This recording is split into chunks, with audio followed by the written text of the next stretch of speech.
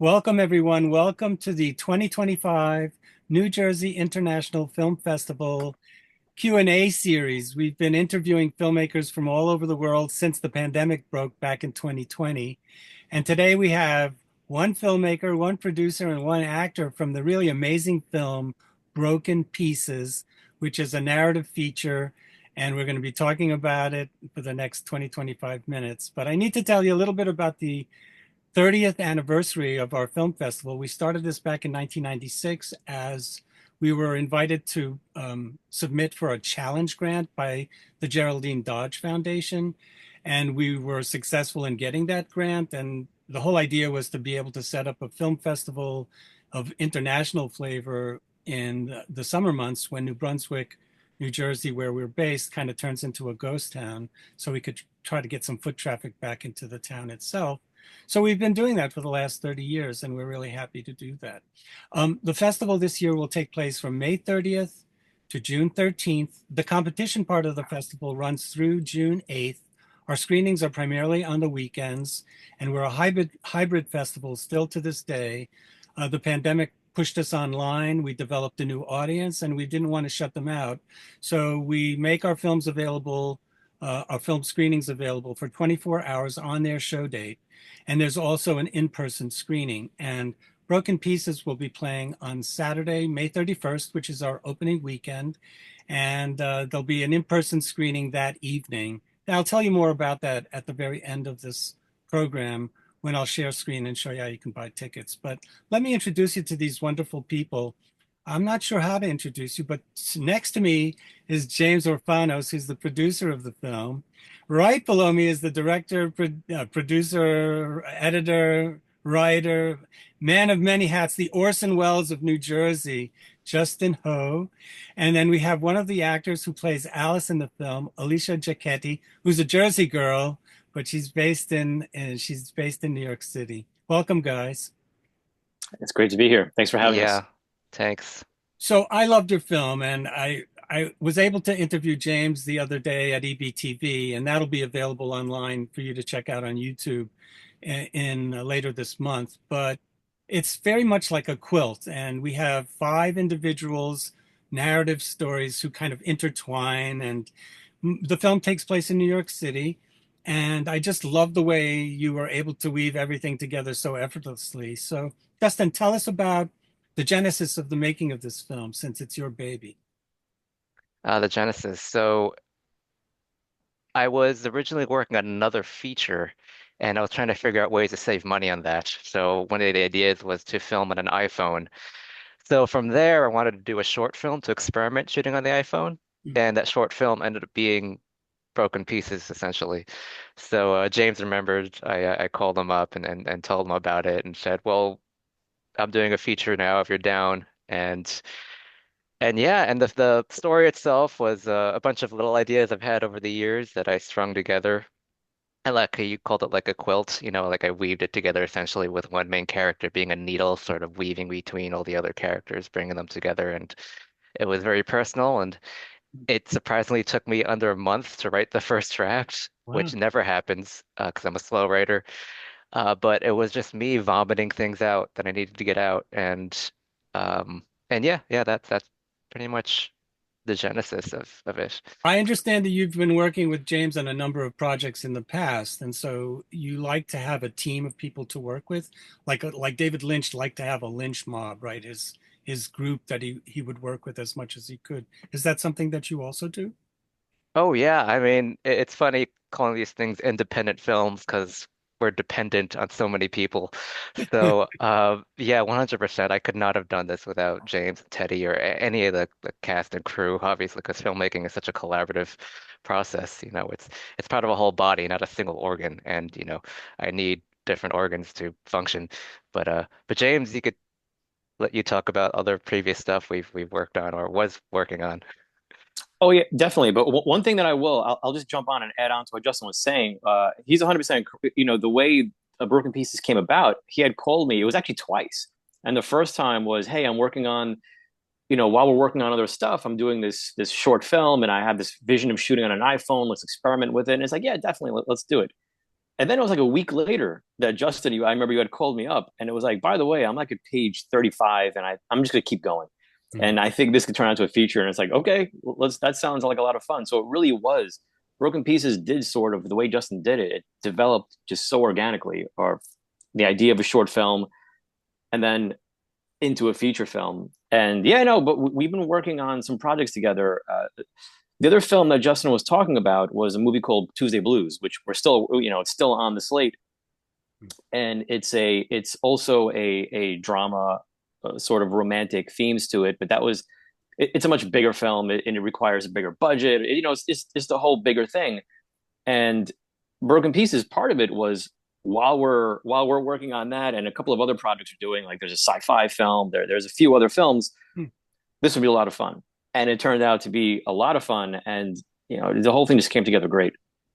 When we spoke earlier on EBTV, I didn't know it was an iPhone. I kind of thought it might have been an iPhone because it must have made your life so much easier just shooting off of a phone when you're in the subway or on the streets of New York City. You can look very touristy. There's not a huge crew, and that way, when Alicia's character Alice is making her way through the city, down the stairs, and to the fountain and all these nice places in Central Park, it's not as obtrusive. So that must have been a real plus working with an iPhone, right? Yeah, definitely. For sure. I don't think the film could have been done without it. I mean, it could have, but it would have been way more difficult and required more money, which was not the point. The whole point was to save money. So yeah, especially film on the subways. Some of the stuff in Central Park was done with this handy cam, Hmm. um, kind of like a found footagey sort of thing, just to give it a contrast. Also, I loved cutting from that to the iPhone just to show how good the iPhone looked. Right. Actually, I want to let Alicia talk about what the iPhone, because I've talked about the iPhone process, and I'll probably talk about it more during the Q&A after the film. So, Alicia, what was it like being on set with a little phone filming? So I had faith in it because I knew I had a couple friends who had worked on a project. I can't remember the name of it right now, but they had shot on an iPhone. So I was like, okay, I know there's a lot supporting that it can be done. Hmm. But still to show up on set and have that only be the thing with like a small rig and to have had experience with so much more equipment in the past, I was like, whoa, so I wasn't totally sure what it would all look like in the end, but then when I saw the final film, I was like, okay, this is so cool. It really worked. And yeah, you would never know. It was like literally so small and so contained. And the I thing, just, oh, I'm sorry. sorry, go ahead, Justin. I just came back from a film festival that was just all mobile filmmakers. So it was Oh. really fascinating to see every film shot on the phone, and you completely forget about it. Because what you could do nowadays with these smartphones is pretty incredible. What kind of iPhone did you use? The 14 Pro. Cool. Yeah, I shoot a lot of my stuff on a 13 Pro, and there's some things that I like about it, and there's some things that are definitely drawbacks. But I think the phones are getting better as we move forward. But Alice's section has uh, a very meta side to it, where she's being documented because her character is going to propose to her lover, who's just come back from Europe after an extended stay. Was the meta aspect something that was very important to the script when you first wrote it, or is that something that you added as you went along? That whole entire story was an idea I had years ago. It was like a whole separate feature I wanted to film. I wanted to do this sort of found footage style drama sort of thing that was pretty much that story, but as one full feature. I was going to have a whole thing where I'll have the actors rehearse it first and have them go out and film it themselves.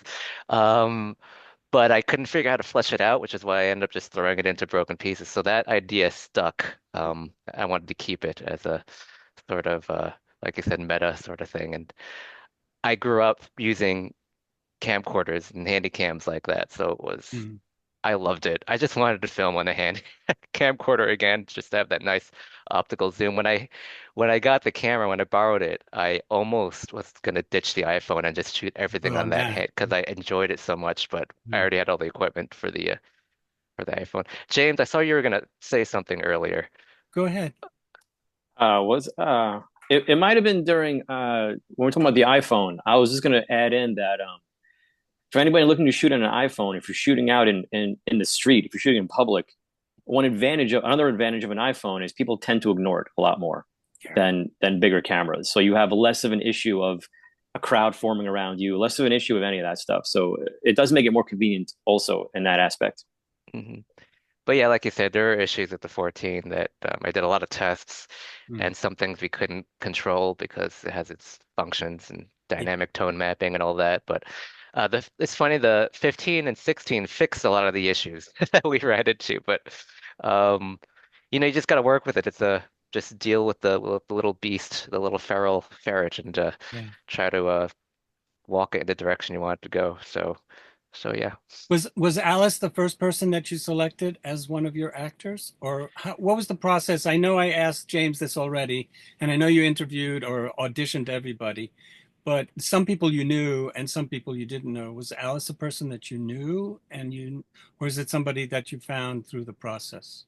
That's really funny because Alice, I think, was the last person that we casted. Like, She was. trying to find our Alice was akin to trying to find Alice in the movie. It was just, it was one of the most difficult things to cast. But what was it like a couple days before production that we finally Wow. casted Alice? Alicia had Al to be thrown into the frying pan. What was that like, Alicia? Well, I didn't know Justin previously, but I knew James and we had known each other for a little while and had been trying to find something to work on together. So when he so anyway, I had the like utmost faith in him, so I was like ready to jump into like whatever he wanted me to. So yeah, I was just excited to be working with James and then to now meet Justin. So we have these five stories or five individuals that we follow. We have an elderly gentleman who is the needle, as you had said, Justin, who kind of links all of the characters just by chance encounters on the street or in buildings or in places. And then we have a musician who is doing pop-up broadcasts on maybe YouTube or Facebook. I'm not really sure. And then we have Alice, who's now going through the process of meeting her lover. And can you tell us more about, these individual stories? Because we do focus mostly on young people, with the exception of the first fellow, who I forgot his name. I'm sorry. Tell us, Justin. So the question is more on the individual stories.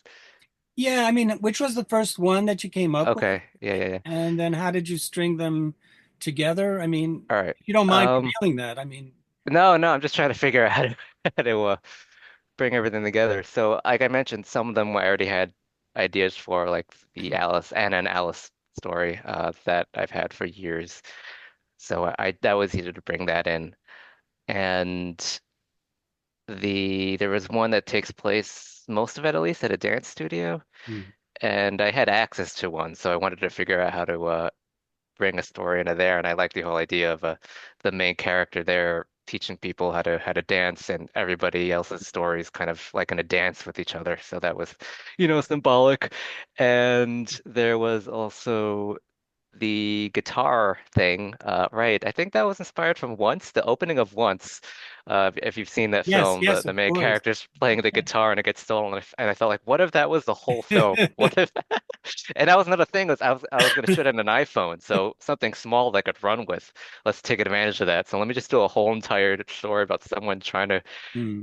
get his guitar back, and you're trying to figure out why is he? No spoilers, but obviously at the end you figure all that stuff out. But Yeah.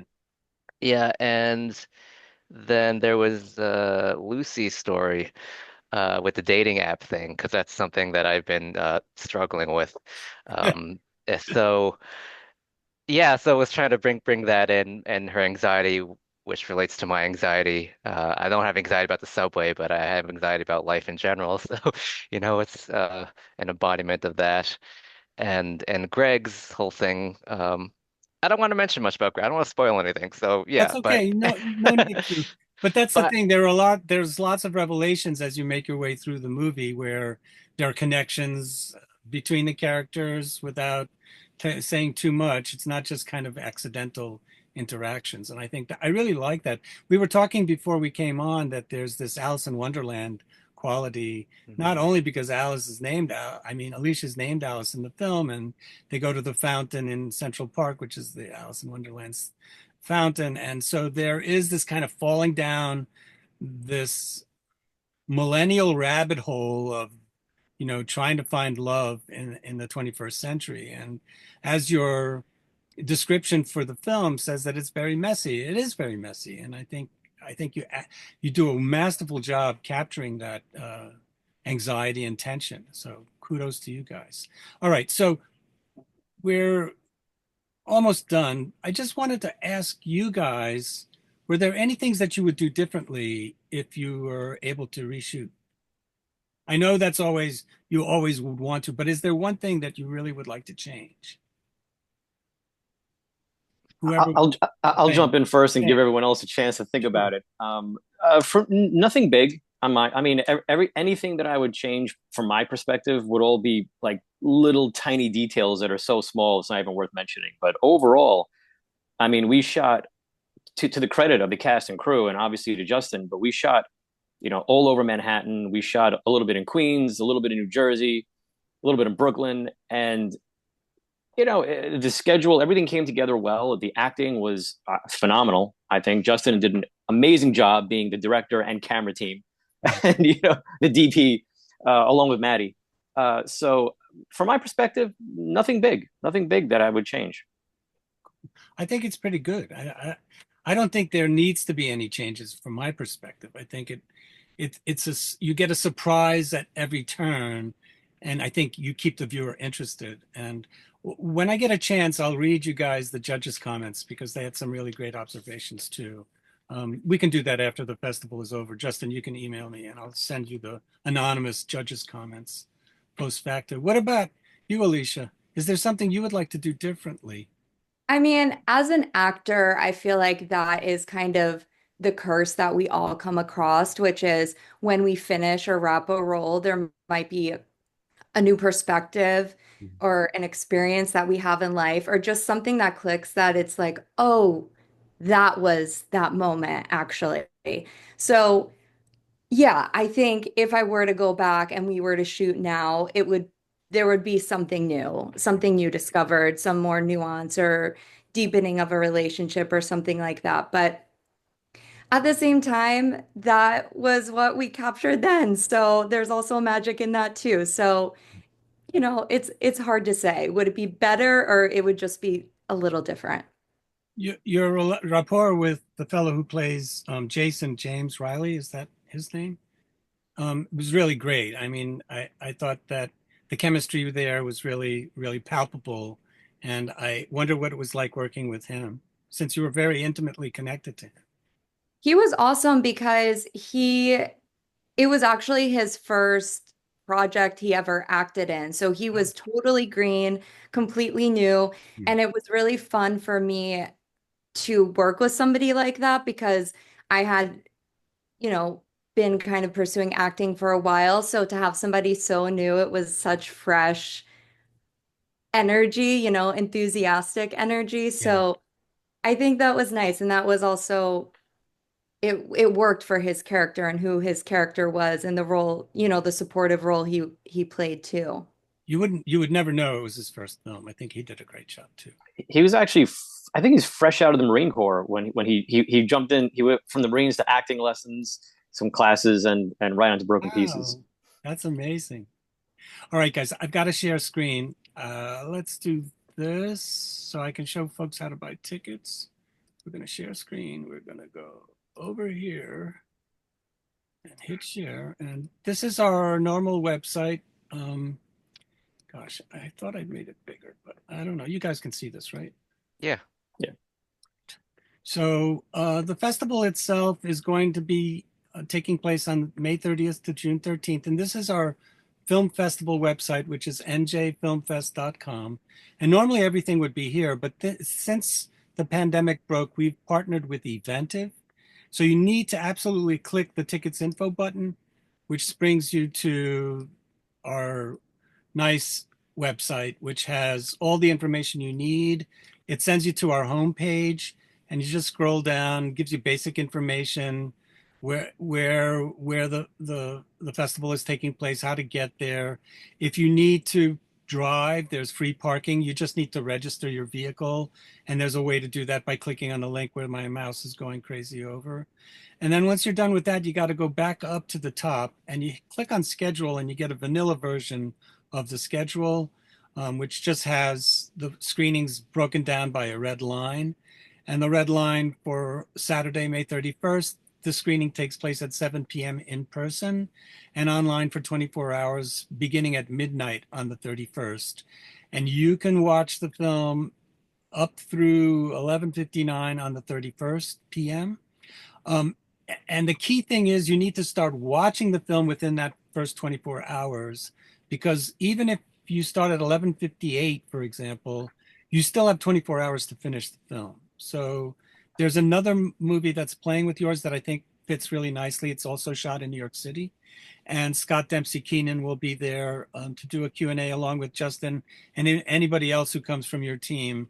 Usually at the end of the screening, we bring everybody up and the audience peppers the cast and crew with questions. It's always really, really nice. It's not like a New York City crowd. It's a very pleasant experience. So you can scroll all the way down, get basic information. You can go to tickets, which is where you would need to buy tickets. So for Chambers Street and Broken Pieces, you would go here. You would click on pre-order now. And when you're at pre-order now, you'll have to register for the first time with our film festival if you've never done it before. It takes like 30 seconds, and then you can buy your tickets. It's only good to buy one at a time, because as the ticket is good for online and in-person screening, that we need to have individual email addresses for each ticket so that we can send you the link, or you can have the link provided to you. I know it's a bit of a pain, but it seems to have worked so far for us over the course of time. Then you go back to festival site, and if you want to get individual information about each film, you would click on Broken Pieces, and you've got basic information here with the cast and crew credits. You can always go to the menu page and go back to welcome. And if you'd like to get an all access pass, it's a really great deal. It's $120 for the entire festival, and it's about half price. Each program is $15. And again, it's for the in-person and online version. And yes, we have some crazy people that will watch the film during the day and then come to the in-person screening that evening to interact with the director and the cast and crew. So it's a really wonderful thing. We have a very nice audience, and I hope you can come and join us. I'm going to stop sharing. I want to thank you all for hanging out with me for the last 25 minutes or so, half an hour. And I look forward to, you're all going to be at the screening, I assume. Yes? I will, for Yeah. sure. That's, Yeah. I'm It's hoping. actually the night of my birthday, Oh so my God. well, people should come to see the movie and celebrate. Yes, exactly. And we will have a nice turnout. We usually get anywhere from 70 to 80 people at our screenings, combined in person and online. And of course, we always have the opportunity to sell out the space, as it seats about 250 people. So I look forward to seeing you guys in the flesh, except for Elisha, but happy birthday in advance. And thanks so much for watching this Q&A. Have a great day, everybody. Thanks again. Thank you.